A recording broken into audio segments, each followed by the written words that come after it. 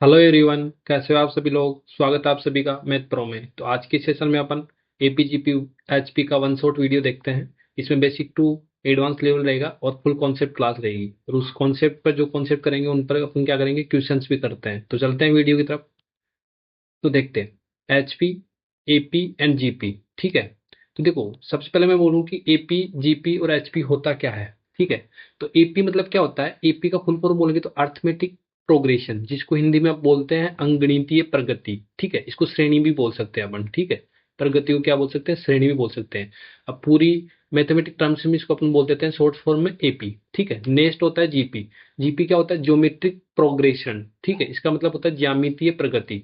इसको शॉर्ट में क्या बोलेंगे अपन, जीपी। एंड एचपी क्या होता है, जिसको बोलते हैं हार्मोनिक प्रोग्रेशन, और इसको शॉर्ट में क्या बोलते हैं, हार्मोनिक प्रगति, एचपी। ठीक है। तो सबसे पहले अपन पढ़ते हैं अर्थमेटिक प्रोग्रेशन। क्या पढ़ते हैं, अर्थमेटिक प्रोग्रेशन। देखो, अर्थमेटिक प्रोग्रेशन क्या होता है, सबसे पहले मैं आपको समझाता हूँ अर्थमेटिक प्रोग्रेशन क्या होता है। जैसे मैं बोलता हूँ कोई सीरीज है। ठीक है। 7 है, 11 है, 15 है, 19 है, 23 है। ये चल रही है डेस डे डेस ए एन तक। ठीक है। अब देखो, इस सीरीज में आपको कुछ स्पेशल दिख रहा होगा कि देखो, ये +4 से बढ़ रही है, ये भी क्या हो रही है, +4 से बढ़ रही है, और ये भी क्या हो रहा है, +4 से बढ़ रहा है। मीन्स क्या हो रहा है, इनमें कॉमन डिफरेंस क्या चल रहा है, कॉमन डिफरेंस +4 का चल रहा है ना। मीन्स क्या हुआ, एक निश्चित संख्या में नियमित रूप से बढ़े या घटे तो उसको क्या बोलते हैं, कॉमन डिफरेंस एपी बोलते हैं। क्या बोलते हैं, एपी। मीन्स मीन्स क्या बोले कि जिसमें बीच में जो डिफरेंस चल रहा है 4 4 4, एक निश्चित टर्म से क्या हो रहा है, बढ़ता रहे। ठीक है। उसको बोलते हैं अपने एपी। ठीक है। क्या बोलते हैं, एपी, अर्थमेटिक प्रोग्रेशन। ठीक है। तो अब देखो, इसको लिखेंगे कैसे। ये फर्स्ट टर्म होता है, इसको क्या बोलते हैं अपन, ए। ये होता है सेकंड टर्म A2, इसको बोलते हैं A3। और ये लास्ट वाला क्या होता है, AN। ठीक है। अब जो मैं कॉमन डिफरेंस बोल रहा हूँ उसको बोलते हैं अपन डी। इसमें क्या लिखते हैं, डी। अब डी कैसे निकालते हैं, जैसे मान लो कि A2 ले लिया, तो इससे पीछे वाला टर्म घटा दो A1। ठीक है। तो ये क्या हो जाएगा, 11 - 7, तो ये कितना हो जाएगा, डी अपने पास कॉमन डिफरेंस 4। ठीक है। ऐसे पता चल गया। ठीक है। अब ऐसे ही बोलूं कि डी ऐसे भी निकल सकता है कि अगर अपन A3 लेते हैं तो A3 में से इससे पीछे वाला घटा दो A2, तो क्या निकलेगा, कॉमन डिफरेंस निकलेगा। अगर मैं ऐसे बोलूं कि डी बराबर आप A5 लोगे तो A5 में से क्या घटाओगे, A4 घटाओगे, तो ऐसे निकलता है कॉमन डिफरेंस। ठीक है। अब देखो, इसे और डिटेल से समझते हैं इस अर्थमेटिक प्रोग्रेशन को। तो देखो, मैं समझाता हूँ आपको। देखो, कोई कोई टर्म है जिसको आप लिख रहे हो ए, अगर इसमें मैं डी जोड़ रहा हूँ तो ये क्या कैसे लिखा जाएगा, A+D। ठीक है। इसमें अगर मैं डी जोड़ता हूँ फिर से तो ये क्या हो जाएगा, A+2D। ठीक है। इसमें अगर मैं डी जोड़ता हूँ तो ये कितना हो जाएगा, A+3D। ठीक है। डेश डेश डेश डेश ये कहाँ चलेगी, AN तक। ठीक है। अब देखो, यहां से अगर आपको पता चल रहा है तो इस टर्म को आप बोलेंगे A1। T1 टर्म है, ये कितना हो जाएगी, T2 टर्म हो जाएगी, ये कितनी हो जाएगी, T3 टर्म हो जाएगी, ये कितनी हो जाएगी, T4। और ये कितनी हो जाएगी टर्म, TN। ठीक है। इतना समझ में आया। अब देखो, अगर T1 टर्म में बोलूं तो D कितना है, 0 है, मतलब जो टर्म है उससे एक कम है। जैसे T2 टर्म है तो यहाँ पर D कितना है, 2 से एक कम है, D है। ठीक है। T3 टर्म में जाता हूं तो T3 टर्म में क्या है, 2D है, मतलब एक कम है। तो ऐसे ही बोलूंगा TN में कितना D हो जाएगा, तो यहाँ पर हो जाएगा A+N - 1। यहाँ पर N है तो N - 1D हो जाएगा। ठीक है। तो यहाँ से अपन को AN का फॉर्मूला क्या प्राप्त हुआ, AN का फॉर्मूला प्राप्त हुआ अपन को A+N - 1 मल्टीप्लाई डी। ये AN का फॉर्मूला प्राप्त हुआ। ठीक है। तो जहां पर अपन को AN टर्म निकालना है तो वो कौन सा फॉर्मूला लगाएंगे, ये फॉर्मूला लगाएंगे। ठीक है। अभी आपने एक चीज और पढ़ा होगा, लास्ट टर्म, जिसमें AN को ही क्या बोलते हैं, लास्ट टर्म। तो L का फॉर्मूला भी क्या हो जाएगा, A+N - 1 इंटू डी। ठीक है। ये क्या होता है, L। L क्या होता है, यहाँ पर लास्ट टर्म होती है। क्या होती है, लास्ट टर्म। क्या होती है, लास्ट टर्म। ठीक है। इतना समझ में आया। ठीक है। तो इस बेसिस पर आप एक क्वेश्चन करो। अगर इतना समझ में आ गया तो इस बेसिस पर एक क्वेश्चन होगा।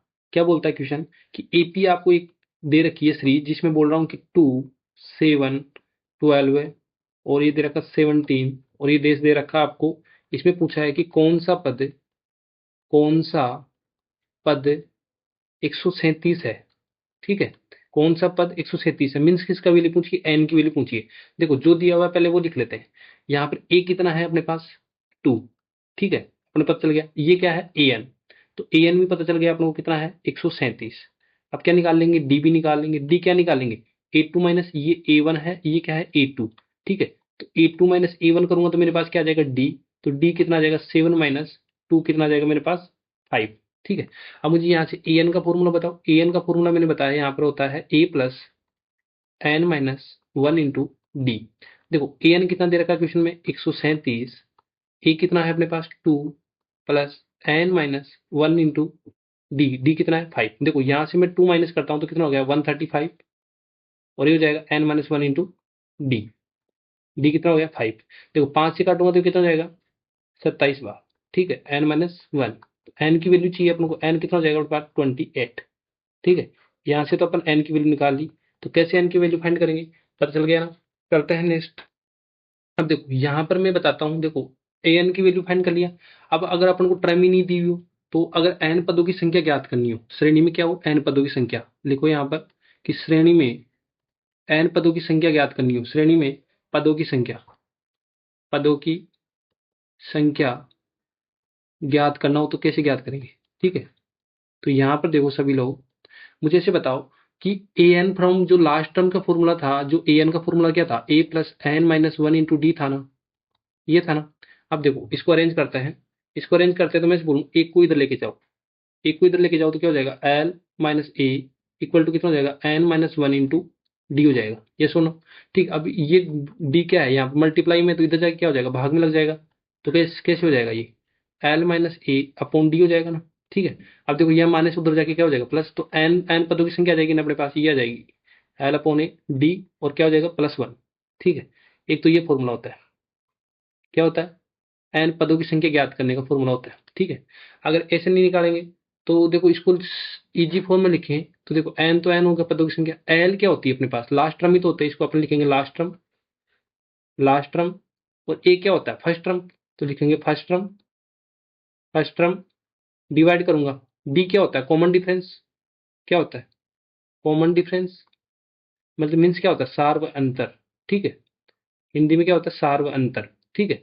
और उसमें क्या कर दूंगा मैं प्लस वन ऐड कर दूंगा, तो ये फॉर्मूला होता है, दोनों एक ही फॉर्मूला है। इसको मैंने ओपन करके लिख दिया, इसकी इसका मतलब क्या होता है, ठीक है। ये हो गया, ये भी एन पदों का फॉर्मूला है और ये भी एन पदों का फॉर्मूला है। तो अपन क्या बोलेंगे, जैसे मान लो कि कोई इक्वेशन है, आपको इक्वेशन से समझ में आएगा। जैसे मान लो कि कोई इक्वेशन है, ठीक है, इसमें से पूछ सकता है कि जैसे कोई सीरीज दे दिया आपको एपी की 3 4 5 6 7, ये देश देश देश बोल रही है कि 97 तक चल रहा है, ठीक है। तो इसमें पूछेगा कि एन पदों की संख्या बताओ, इसमें क्या बताओ एन पदों की संख्या, पदों की संख्या बताओ कितनी होगी इसमें, ठीक है।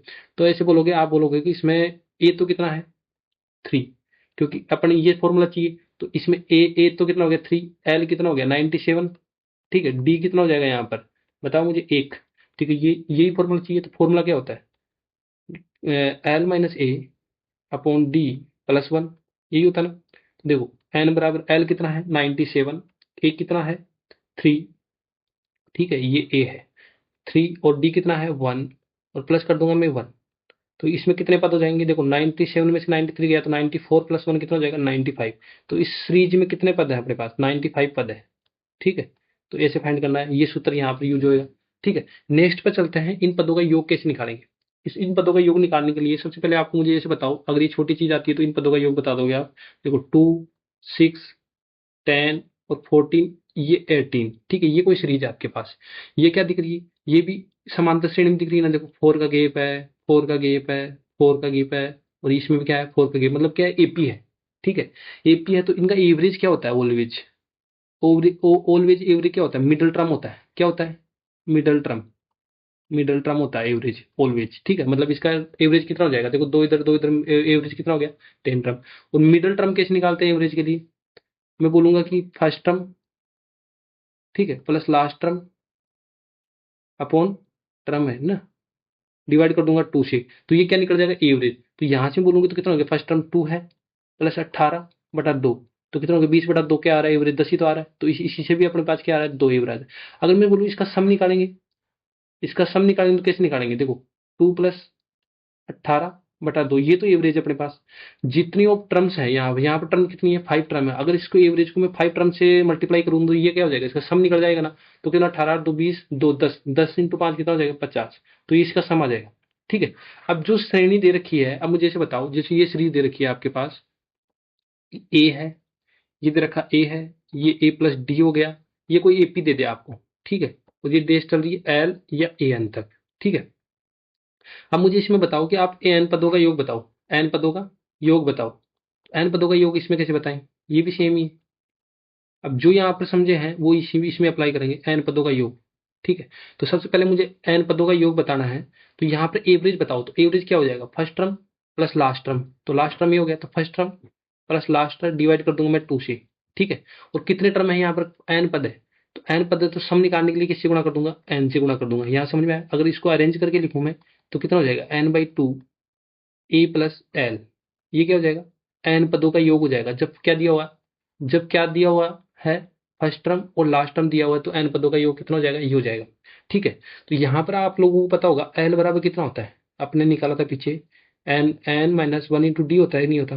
अगर अपन इसमें एल की वैल्यू पुट करें तो क्या आता है अपने पास रिजल्ट, एस एन बराबर n/2। ठीक है, ए की जगह ए रख दिया, एल की जगह मैं ये फॉर्मूला पुट करता हूँ, ए प्लस n-1 इंटू डी। ठीक है, यहाँ से ए प्लस ए कितना हो गया, 2a। ठीक है, n/2, ठीक है, 2a plus n-1 into D. देखो ये बड़ा वाला फॉर्मूला आ गया, ये बड़ा वाला फॉर्मूला अपन रटते थे तो ये कैसे आया, तो अपन को पता लगे ये ऊपर वाले फॉर्मूले से ही आया हुआ है। ठीक है, ये दोनों फॉर्मूले इंपॉर्टेंट है। ठीक है, ऐसे पदों के योग के लिए।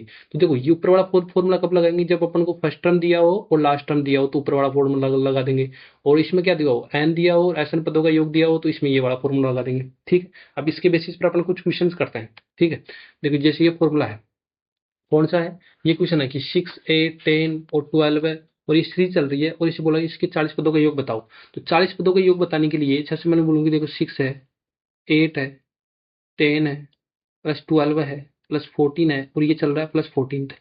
देखो अगर एसएन पदों का योग चलिए अपन के पास फर्स्ट टर्म है लास्ट टर्म है, तो ये फॉर्मूला लगेगा एसएन पदों का योग कौन सा, n/2 ए प्लस एल। देखो अपने पास ए भी है, एल भी है, एन नहीं है, तो एन का फॉर्मूला निकालने के लिए मैंने बताया था ना क्या होता है, फर्स्ट टर्म, ठीक है, क्या लास्ट टर्म, लास्ट टर्म में से फर्स्ट टर्म माइनस करेंगे, डिवाइड करेंगे 2 से और +1, ये मैंने स्टार्ट में बताया था। तो यहाँ से n निकालेंगे कितना, 40 माइनस 6 डिवाइड बाई 2 प्लस 1, कितना हो गया 34, 34 में 2 का भाग दिया तो कितना हो गया 17, 17 प्लस 1 कितना हो गया 18। तो ये 18 पद आ जाएंगे, तो यहाँ पर सब सारे वैल्यू पता है, तो ऐसा रखेंगे, यहाँ से कितना हो जाएगा n/2, n कितना हो गया 18/2, ये कितना हो गया, एक कितना है यहाँ पर 6 और l कितना है 40। ठीक है, तो यहाँ से एस एन की वैल्यू कितनी प्राप्त हो रही है मेरे पास, 9 इंटू 46, और 9 इंटू 46 कितना होता है अपने पास 414। ठीक है, तो ये एस एन पदों का योग आ गया, एस एन पदों का योग आ गया ना। तो यहाँ से अगर ये पता चल गया तो यहाँ से एक सीरीज का और बता देता हूँ। इस प्रकार से जब क्वेश्चन आए तो कैसे करोगे, जैसे मान लो ये तो 1 हो गया, अब ये बोलूँ कि आपको ए बराबर दे रखा है कि 1, फिर दे रखा है -10, ठीक है, फिर दे रखा है +3, ठीक है, फिर दे रखा है -12, फिर +5, फिर -14, फिर +7, और ये सीरीज चल रही है 60 पदों तक। ठीक है, अब इसका मान बताओ, ऐसे बोला 60 पदों तक है, तो इसका मान कैसे बताएंगे।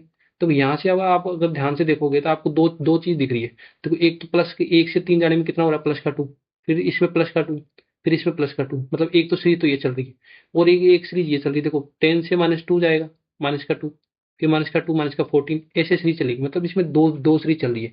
एक तो लॉन्ग मेथड कैसे हो जाएगा कि अपन पहले पहले तो 1, 3, 5 और 7 का इसमें क्या निकाल लेंगे, इस सीरीज का वैल्यू निकाल लेंगे, और फिर दूसरी सीरीज 10 और -12 इनको जोड़ के रख देंगे। लेकिन ऐसे नहीं करेंगे, ऐसे करेंगे जब भी दो सीरीज चले तो इसमें दो दो का पेयर बना लेंगे, पहले इसका 2 पेयर का बना लेंगे, 1 और -10 कितना हो जाएगा, -9। ठीक है, यहाँ से कितना हो जाएगा 3 और -12 कितना हो जाएगा, इसमें -9 हो जाएगा, और ये कितना हो जाएगा -5, +5 और -14 कितना हो जाएगा, ये भी -9। मतलब ये क्या सीरीज चलेगी, -9, 9, 9, 9 से लेती है। देखो पहले 60 पद थे, अगर एक एक ले रहे तो अगर दो दो पद ले लेंगे तो कितने पद हो जाएंगे, अब 30 पद हो जाएंगे ना। तो अब ये कितना हो जाएगी, ये 30 पद तक चलेगा -9। तो अगर इसका सम में चाहिए तो कितना हो जाएगा, -9 इंटू 30 हो जाएगा ना, तो कितना हो जाएगा -270। देखो डायरेक्ट यहाँ से क्या आ गया, डायरेक्ट आ गया। तो ऐसे क्वेश्चन को अपने ऐसे अप्रोच करेंगे। ठीक है, तो इसमें क्या होता है, इसमें क्या होता है कि अपन को एपी के ज्यादा क्वेश्चन आते हैं, इसमें क्या होते हैं एपी के क्वेश्चन ज्यादा आते हैं, तो इसमें एपी की ज्यादा कॉन्सेप्ट है। नेक्स्ट पे चलते हैं अपन, देखो एपी का एक क्वेश्चन है, इसमें क्या बोला गया है, देखो किसी समांतर श्रेणी का छठवां पद है। तो मैंने क्या बोला था, देखो पहला पद ये होता है, अगर सेकंड टर्म निकालें तो ये कितना होता है a+b, मतलब एक डी कम होता है। अगर मैं इसे बोलूँ ऐसे ही, आप बताओ कि सिक्स पद कितना हो जाएगा, सिक्स पद कितना हो जाएगा, a+5d हो जाएगा ना। ठीक है, 5d का मान कितना दे रखा है, 19 दे रखा है, इतना रख दिया। अब 17वां पद बताओ मुझे यहाँ से, तो 17वां पद कितना हो जाएगा, यहाँ से a+16d, ए कम डी हो जाएगा, कितना वैल्यू दे रखा है 96। ठीक है, यहाँ से इतना बता दिया। और फाइंड किसकी वैल्यू करनी है, 25वें पद की। तो 25वां पद कौन सा होता है, ए प्लस 24d, इसकी वैल्यू क्या करनी है, फाइंड करनी है। तो यहाँ से मुझे ऐसे बताओ, अगर ये चीज दी हुई है तो यहाँ से देखो, ये इक्वेशन 2 बोल लो, ये इक्वेशन 1 बोल लो। अगर मैं 2 में से 1 माइनस करता हूँ तो देखो कितना हो जाएगा, देखो ये तो कैंसिल आउट हो जाएगा। 16 में से 5 गया तो कितना हो जाएगा, 11d। ठीक है, और 96 में से 19 गया तो कितना हो गया, 77। तो यहाँ से मुझे डी की वैल्यू प्राप्त हो गई कितनी, 7। ठीक है, अब इक्वेशन 1 में, अगर इक्वेशन 1 में मैं डी की वैल्यू रखता हूँ तो कितना हो जाएगा 5, और कितना हो गया 35 इक्वल टू कितना हो गया 19। तो ए बराबर मेरे को कितना प्राप्त हुआ, माइनस का 16। ए बराबर कितना प्राप्त हो गया मेरे को, माइनस का 16। तो यहाँ से मेरे पास ए भी है और डी भी है। तो मुझे 25वीं टर्म पता चल गया। 25वीं टर्म कौन सा हो जाएगा, देखो ए की वैल्यू कितनी है, माइनस का 16, और कितना हो गया 24 इंटू डी कितना हो गया 7। तो यहाँ से करूंगा तो कितना हो गया 16 और कितना हो गया 168, कितना हो जाएगा 16 और 168। ठीक है, तो यहाँ से माइनस का 16 करूंगा तो कितना हो गया 152। तो 25वां टर्म कौन सा हो गया 152। कौन सा ऑप्शन, ऑप्शन नंबर डी। तो इस प्रकार के क्वेश्चन को अपन को ऐसे अप्रोच करेंगे। ठीक है, तो चलते हैं नेक्स्ट में।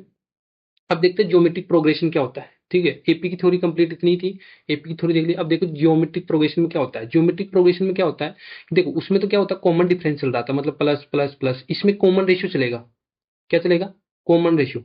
कॉमन रेशियो कैसे चलेगा, देखो फॉर एग्जाम्पल से समझो, जैसे 2 है, 6 है, 18 है, 54 है, और ये लास्ट टर्म क्या चलेगा, कॉमन रेशियो। क्या चलेगा, कॉमन रेशियो। जैसे मैं बोलूं कॉमन रेशियो क्या हो जाएगा, मतलब ये A1 है और A2 है, कॉमन रेशियो को अपन बोलेंगे R। ठीक, R बराबर क्या होगा, A2 अपॉन A1 होना चाहिए यहाँ पर।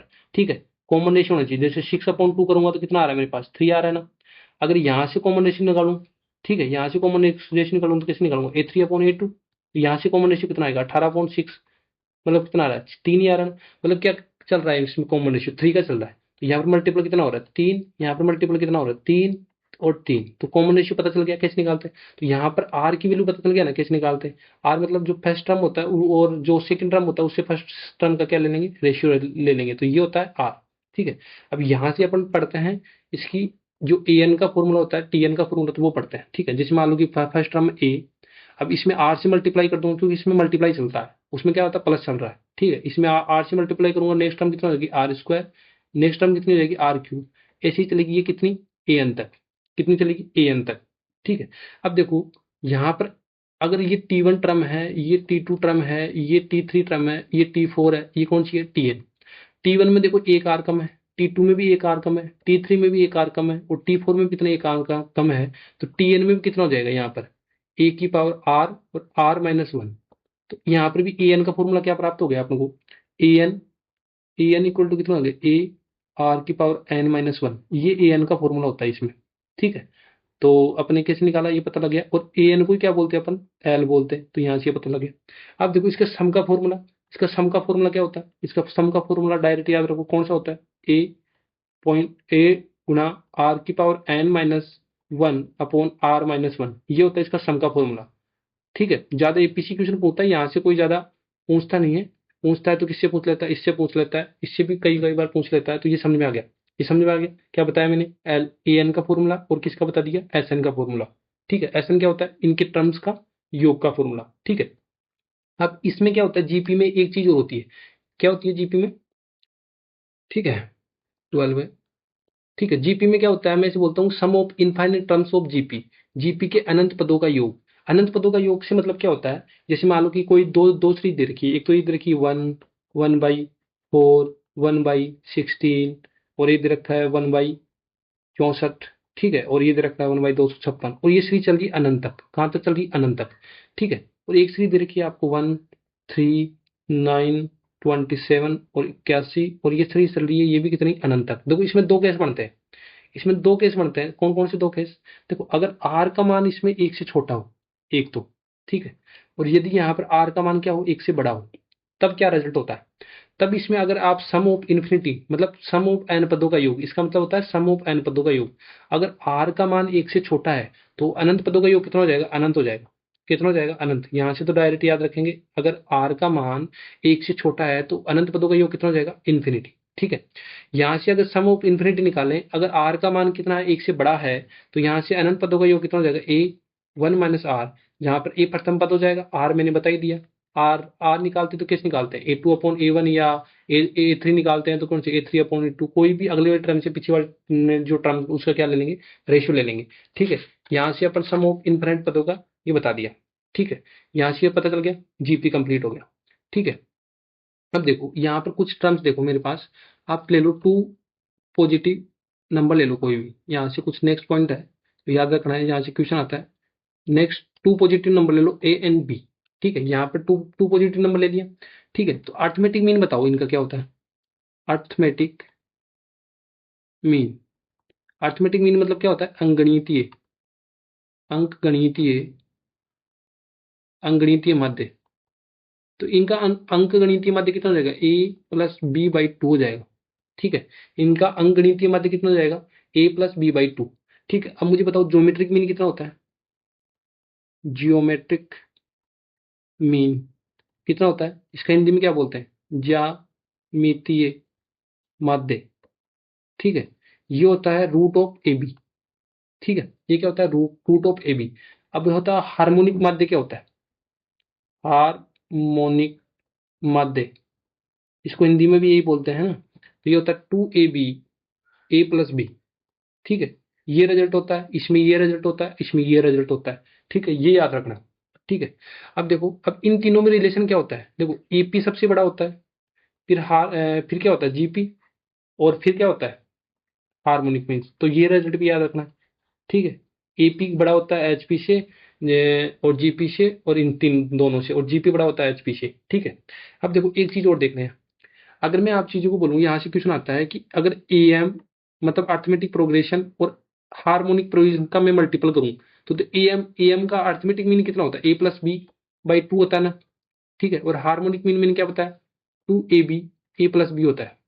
तो यहाँ से क्या रिजल्ट मिलेगा, देखो a+b से a+b कैंसिल आउट कर दिया, और 2 से 2 कैंसिल आउट कर गया। तो ठीक है, एम इंटू हार्मोनिक मीन्स। ठीक है, अर्थमेटिक मीन और हार्मोनिक मीन्स का मल्टीपल कितना हो गया, ए बी। आप ए बी को क्या लिख सकते हो, यहाँ पर ए बी को क्या लिखोगे, रूट ऑफ ए बी का होल स्क्वायर लिख सकते हो ना। देखो रूट ऑफ ए बी क्या होता है, रूट ऑफ ए बी क्या होता है, मुझे इसे बताओ। रूट ऑफ ए बी होता है ज्योमेट्रिक मीन्स। क्या होता है, ज्योमेट्रिक मीन। अगर ये रिजल्ट पता है तो आप ये क्वेश्चन कर लोगे, जी एम का स्क्वायर हो जाएगा। ठीक है, तो ये रिजल्ट भी इंपॉर्टेंट है। ठीक है, तो देखो अगर ये पता है तो आप ये क्वेश्चन करोगे कैसे, क्या दिया हुआ है कि the harmonic means and the geometric means of the two numbers are 10 and 12 respectively, what is the their arithmetic means. क्या बोला गया है, दो दो संख्याओं के हरात्मक माध्य और गुणोत्तर माध्य 10 और 12 दे रखा है, तो उनका समांतर माध्य बताओ। अगर वो रिजल्ट याद है तो अपन कैसे कैसे करेंगे इस क्वेश्चन को। देखो क्या बोला गया है, जो अपना एपी होता है और जो हार्मोनिक मीन्स, उनका प्रोडक्ट किसके बराबर होता है, जीपी के, जो ज्योमेट्रिक मीन होता है उसके स्क्वायर के बराबर होता है। देखो एपी का मान फाइंड करना है, हार्मोनिक मीन्स कितना दिया हुआ है अपने पास 10, तो यहाँ से 10 रखूंगा, और ज्योमेट्रिक मीन्स कितना दिया हुआ है अपने को 12, तो 12 का स्क्वायर कर दूंगा यहाँ पर। ठीक है, इसको सोल्व करता हूँ तो एपी इंटू 10। ठीक है, एपी इंटू 10, और ये कितना हो जाएगा अपने पास 144। तो एपी बराबर कितना आ जाएगा अपने पास, 144 डिवाइड बाई 10, तो कितना आ जाएगा 14.4। तो एपी का भी निकाल लिया। अगर जिसको ये रिजल्ट पता नहीं होता तो वो इस क्वेश्चन को नहीं कर पाता। ठीक है, तो अपन ने ये रिजल्ट देख लिया, पहले कौन सा ऑप्शन मिल रहा है, ऑप्शन नंबर डी। ठीक है, अब चलते हैं, क्या बोलता है, अब देखते हैं हार्मोनिक प्रगति क्या होती है, मतलब मीन्स एचपी क्या होता है। देखो इसमें कोई ज्यादा क्वेश्चन आता नहीं है, अगर आपको एपी पता लग गया था पहले, एपी क्या होता है, एपी क्या होता है, जैसे कोई सीरीज है 2, 5, 8 और 11, ये एपी चल रही है। ठीक है, मतलब इसमें गैप क्या है, 3 का है, इसमें भी 3 है, इसमें भी 3 है, मतलब समान क्रम से बढ़ रहा है, तो एपी होता है। अगर मुझे एचपी निकालना है तो एचपी निकालने के लिए मैं क्या कर दूंगा, 1/2 कर दूंगा, 1/5 कर दूंगा, और 1/8 और 1/11, तो ये सीरीज क्या कहलाएगी, एचपी कहलाएगी। ठीक है, तो ए एन, इसमें ए एन कितना होता है, a+n-1 इंटू डी होता है ना, ये होता है ना। तो इसका ए एन कितना हो जाएगा, इसका एन कितना हो जाएगा, 1 कर दूंगा, क्योंकि इसकी सीरीज ही 1 है, तो इसको भी 1 कर दूंगा, a+n-1 इंटू डी हो जाएगा। तो एच पी का होता है ये। ठीक है, हार्मोनिक प्रोग्रेशन का ये ए एन होता है। ठीक है, इसके ऊपर को इतना ही याद रखना है, क्योंकि इसका कोई सम का फॉर्मूला नहीं होता। हार्मोनिक प्रोग्रेशन है, उसका सम का फॉर्मूला नहीं होता है। ठीक है, तो अपन को ए एन का फॉर्मूला याद रखेंगे। ठीक है, तो इस वीडियो में अपन क्या देखे, एपी देखा, एचपी देखा, जीपी देखा, और इनके बेसिस पर कुछ जो कॉन्सेप्ट बताया। ठीक है, उनके बेसिस पर जो कॉन्सेप्ट बताया मैंने, उनकी क्या देखे अपन ने, रूल देखें और क्वेश्चन देखें। तो आज की वीडियो में इतना ही, मिलते हैं नेक्स्ट कॉन्सेप्ट वीडियो में। Thank you for watching this video.